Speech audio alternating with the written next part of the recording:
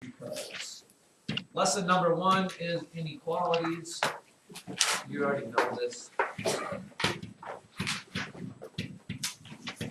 And if I felt competent, we would do point slope today too, but we're not going to do that. Oh, we could. Just 2 examples, and everybody will be happy. If the example said to graph x is less than or equal to 1.5, what would that look like? Well, as a quick little review, here at 1.5,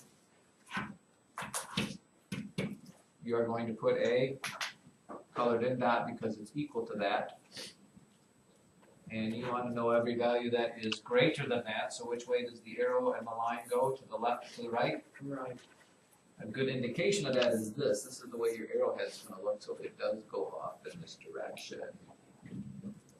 I don't see anything on the book that's going to be any more or less difficult than that. Also, you got to be able to go the other way around. You know, if this is -30 and then there's an open circle and it goes this way, and you're asked what is the inequality for that, what would the inequality for that be?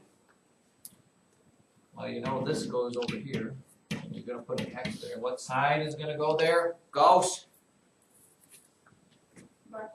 Less than. Because this, look at the little arrow.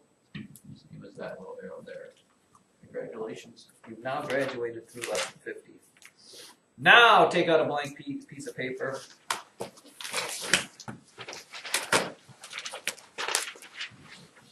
I don't know what we got going on here. I believe it is under rational expressions.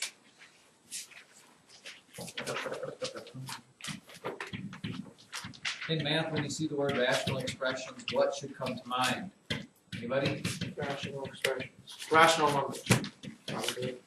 Yeah, when you hear rational numbers, what should come to mind? The technical definition of a rational number is any number that can be expressed as a Integer. no Fraction. fraction. So when the book talks about rational expressions, usually they're talking about just dealing with some fraction kind of things. And here is example number 1.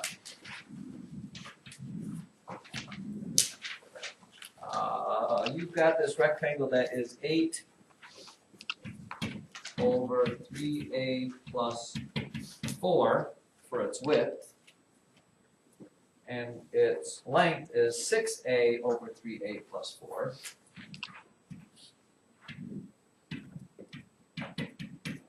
Now check this out. What say you are asked to give both the area and the perimeter of that shape? Which one would you like to do first?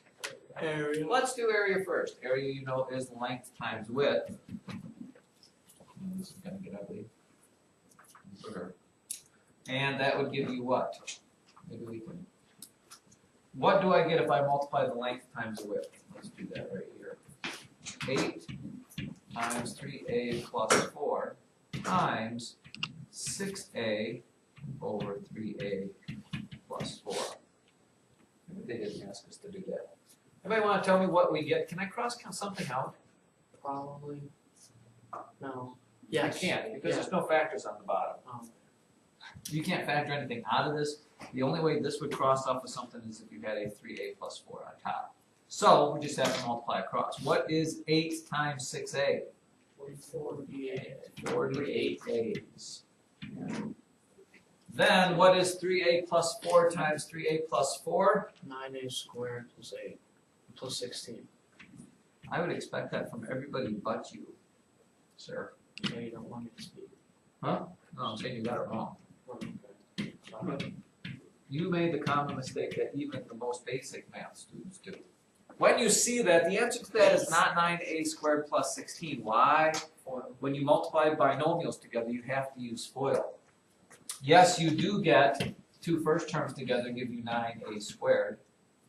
And yes, the last terms together give you 16. But you, sir, are missing 12. the 2 middle terms here, where you multiply this times this, which is 12a, and the outside terms times themselves, which is another 12a, so you end up with 24a.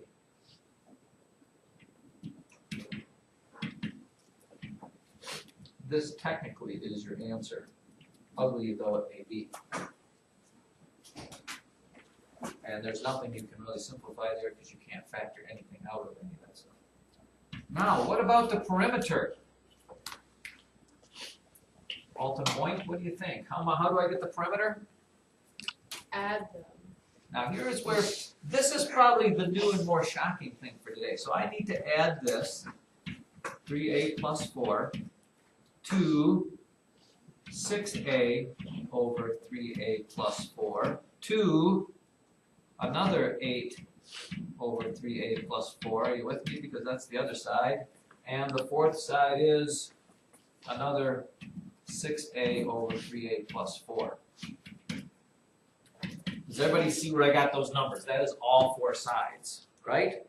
Yes, Mr. Hahn, you're correct. Yes, Here is where do not forget the fundamentals of adding fractions. If you even go back to 5th grade when we added fractions together, step number 1 is you need to make common denominators, which luckily for us, they all are. And when you add fractions together, the denominator stays the same. So you know when you add these together, you will end up with a 3a plus 4 on the bottom. The denominator does not change. What do you do then? You add the tops together. And what happens if I take 8 plus 6a plus 8 plus 6a? I'm just going to do it here. 8 plus 6a plus 6a plus 8. If I put those together, Brant, what do I get?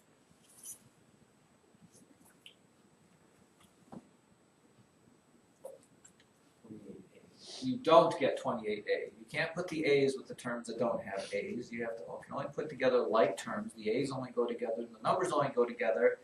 So Wade says it is 16 plus 12a. I'm going to do the 12a first. 6a plus 6a is 12a's. 8 plus 8 is 16. So my answer, as it stands, is 12a plus 16 over 3a plus 4. Now, am I done? No. Maybe, maybe not. You have to see if you can simplify that. Again, remember I said the only way that this is going to cross off is if you get a 3a plus 4 on top. Maybe I will, because I can't factor this. What can I take out of those? 3a plus 4. How about I take a 4 out? 4. Thank you. If I take a 4 out, yes, in fact, I get a 3a plus 4 left over, which this can cross off with that. And you are left with a solo 4. How about that? All of that messy stuff, and we ended up with a 4 for my perimeter of that square. How about that? Your thoughts on that? Abram, what do you think?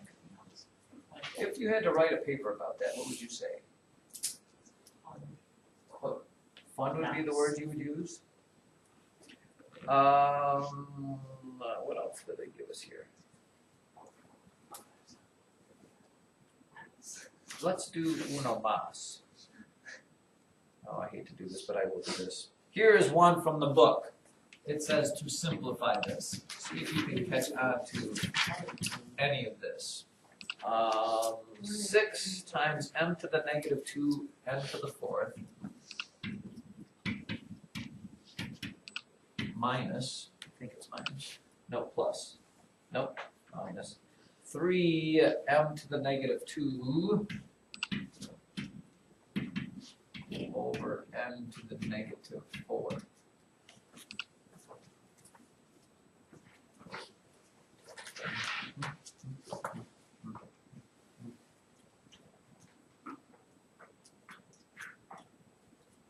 Any thought process on that one? First of all, you're adding terms there. Are they like terms? Yes or no?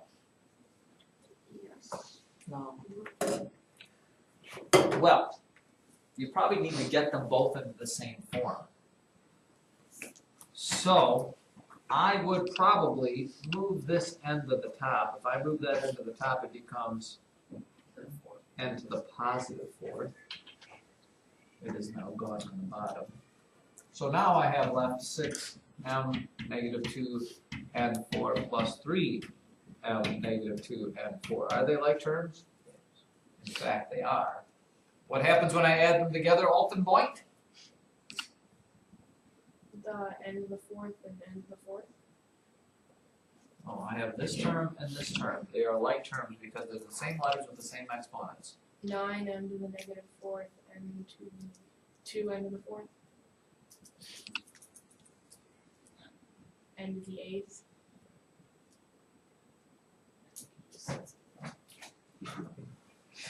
Anybody agreeing with Alton Boyd? Now, what you have to remember is this, children. What does 6m to the negative 2 n to the 4th mean? It means you have 6 of them. I have 6m to the 2nd n to the negative 4th. And I'm going to do this all the way out even though it's going to cost me much time. I have 6 of them. And they're all plussing, by the way.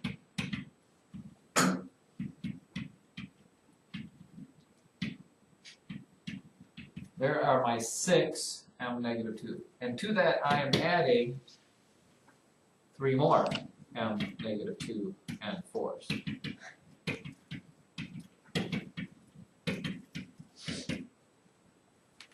I put them all together, Carter, I get 9 m to the negative 2 end of the fourth. right. You don't, the exponents and the letters don't change when you do this. Just like 9x plus 9x is 18x, not 18x squared. Exponents won't change here. You just get 9m negative 2 n to the 4th. Generally, we don't like negative exponents. So if I'm actually writing my answer, I would probably do it as 9n to the 4th over m squared. That's probably what I would do. Who feels excited about that? Now, as a quick review, because I'm going to give you a quiz that deals with this. Let's say I have this. And I'm asking you for both the range and the domain in both inequality form and in interval notation. Review is the mother of all learning, by the way. Let's say this is 2. What is my, I usually do domain first, don't I? What is the domain of this line in inequality form? Again, think of putting it in a box. Where does the box start? Where does the box end? Somebody tell me what you think that would be. Wade. X is greater than 0. X is greater than 0. And where do I put this in the middle? You get that? Here's X. X starts at 0 and goes forever to the right. Big. What about the range, which is the Y? What happens at the Y values? Think about what the Y value is. Y value is this axis here. Who thinks they have an answer? Somewhere out there. Faith, Y would be what? Y is greater than 2. Y is greater than 2. Goes on forever up. Right. Now, in interval notation. Interval notation. The domain. Where does it start? Where does it end? Separated by a comma. X, the lowest X is 0. Only 1, No. because it can't be. Yeah, but it starts at 0. That's why I remember we put that parenthesis there. And it goes to what? Infinity, actually, and beyond. And remember, that is also a parenthesis. Infinity is always a parenthesis. How about the range? Goss, where does range start? 2. And goes to? Infinity. And again, both of those in parentheses because that's where they start and that's where they end. Dost thou remember both of those things? Love it. Love it. All right. We will stop with that because I think we're all